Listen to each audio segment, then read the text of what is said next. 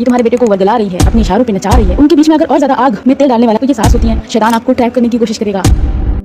अस्सलाम वालेकुम वरहमतुल्लाहि वबरकातुहू। अहम बातें डिस्कस करनी है। ये मेरा जो मैसेज है ख़वातीन के लिए है स्पेशली। अभी तो आप अपनी मैरिटल लाइफ में हैं, अभी आप एक बहू के तौर पे हैं, ठीक है। लेकिन जब आप एक सास के मकाम पर पहुंचेंगे तो प्लीज़ अल्लाह के वास्ते शैतान की इमदाद मत कीजिएगा। औरत के अंदर एक ऐसा फितूर है कि वो अपने मकाम पर या अपनी जैसी चाहत किसी दूसरी औरत को मिलते हुए जब देखती है ना तो उसको जेलस फील होती है। इसलिए कहा जाता है एक औरत दूसरी औरत की दुश्मन होती है, ठीक है। तो ये ऑटोमेटिकली उसके साथ होता है कि वो औलाद जिसके ऊपर पूरा हक उसका था अभी तक, ठीक है, तो वो औलाद आज किसी दूसरे के भी हुकूक को अदा कर रही है और कोई दूसरा भी उसकी मोहब्बत में शरीक हो चुका है, ठीक है। तो ये चीज़ ऑटोमेटिकली अनबियरेबल हो जाती है एक सास के लिए। वो बर्दाश्त नहीं कर सकती है कि मेरे बेटा जो पहले मेरे से मोहब्बत करता था, सिर्फ मेरे को तवज्जो देता था, अब उसकी लाइफ में एक और औरत आ चुकी है। शौहर के लिए बीवी क्या मायने रखती है, तो जो उसकी लाइफ में आधी हिस्सेदार बन चुकी है। एक अच्छी खातून की तरह सोचें और अपने आप को एज अ बहू रखकर देखें। जितनी अहमियत उस टाइम पर जब आप बहू थे या अभी भी आपके पास हस्बैंड है, तो जितनी अहमियत आपके लिए आपका हस्बैंड रखता है ना और आपने जितना उसको अपना पार्टनर बनाया हुआ है ना, उतना ही हक आपकी बहू आपके बेटे पर रखती है। आता नहीं ना समझ में? शैतान आपके दिल में ये थॉट डालेगा, शैतान आपको ट्रैप करने की कोशिश करेगा। तुम्हारा बेटा था, इस पर तुम्हारा हक था, ये तुम्हारे बेटे को वर्गला रही है, अपने इशारों पे नचा रही है। शैतान आपसे ऐसी सारी चीजें बोलेगा। लेकिन आपको जो आपके अंदर थॉट्स आएंगे उनको दबाना है। वो सारी थॉट्स इविल थॉट्स होते हैं जो आपको गुनाह की तरफ आमादा करती हैं। और आप जानते हो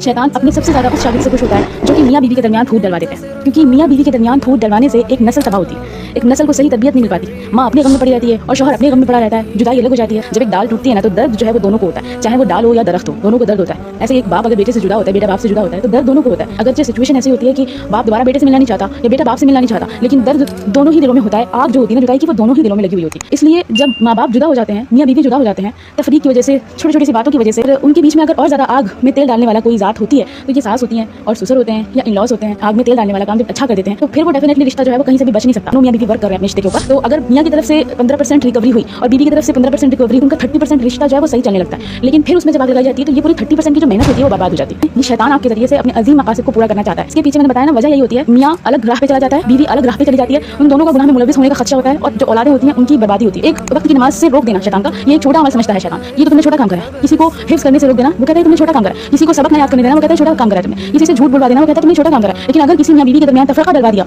तो शैतान बहुत खुश होता है। उसकी खुशी की मैं इंतहा बता देती हूँ कि वो जिस शैतान ने ये काम किया होता है ना, शैतान का जो सरदार इब्लीस है वो उसको अपने सीने से लगाता है कि तुमने बहुत बेहतर काम किया, क्योंकि इस काम के जरिए से दोनों जो अफराद हैं मियाँ और बीवी वो हराम रिलेशनशिप में आ सकते हैं। उसके अलावा जो उनकी औलाद है उसको जब ठीक तरबियत नहीं मिलेगी तो वो भी बड़े होकर एक शैतानी किरदार लेकर पैदा होगा और फिर उसके जरिए से शैतानी जो सिस्टम होगा उसकी नशोनुमाई होगी। जब आप इस को जाएं और अभी से अपने अगर आपने बेटों को पैदा किया है तो अभी से ये थॉट अपने ध्यान में रखें, मैं सिर्फ और सिर्फ इसकी लाइफ का हिस्सा नहीं हूँ बल्कि एक और इसके लिए अल्लाह ताला ने जोड़ा बनाकर इस दुनिया में भेजा है कि वो भी इसकी पार्टनर है, उसका भी इस पर हक बनता है। अल्लाह ताला ने सिर्फ माँ के हुकूक बयान नहीं किए हैं बल्कि अल्लाह ताला ने बीवी के भी हुकूक बयान किए हैं, ठीक है। तो इसलिए उनको अपने माइंड में बिठा के रखना है कि जैसे जैसे मेरा बेटा है, बाहर से आई हुई लड़की का भी शौहर है, वो लाइफ पार्टनर है, जिंदगी का हिस्सेदार है, उसके साथ उसकी जिंदगी गुजरनी है, उसके बच्चे पैदा होंगे, उस एक नस्ल को नशोनुमाई मिलेगी, एक फैमिली तैयार होगी, एक अच्छा फैमिली सिस्टम तैयार होगा, दीनदार फैमिली सिस्टम तैयार होगा। ऐसी छोटी छोटी चीजें कर देना जिससे कि दोनों के दिलों के दरमियान मोहब्बत पैदा हो, ना कि नफरत पैदा हो। जैसे कि इसके बरखिलाफ करते हैं ना लोग, जो डोमेस्टिक इश्यूज होते हैं उनको निकाल के बाहर लाते हैं, उनको मर्दों के सामने रखते हैं। इसके जरिए से इस बहू की वैल्यू खराब होगी। जब बहू की वैल्यू खराब होगी तो हमारा लड़का इससे दूर भागेगा। ये जो प्रोपेगेंडास होते हैं ना इसके खिलाफ करना है तुमने। छोटी छोटी बातों को इग्नोर कराना है। छोटी छोटी बातों के जरिए से बहू के दिल में बेटे के लिए और बेटे के दिल में बहू के लिए मोहब्बत वाली बातें डालनी है ताकि दोनों के दरमियान कभी नफरत पैदा ना हो। और अगर कभी पैदा हो भी रही हो तो उसको दूर करने की मुकम्मल कोशिश करें।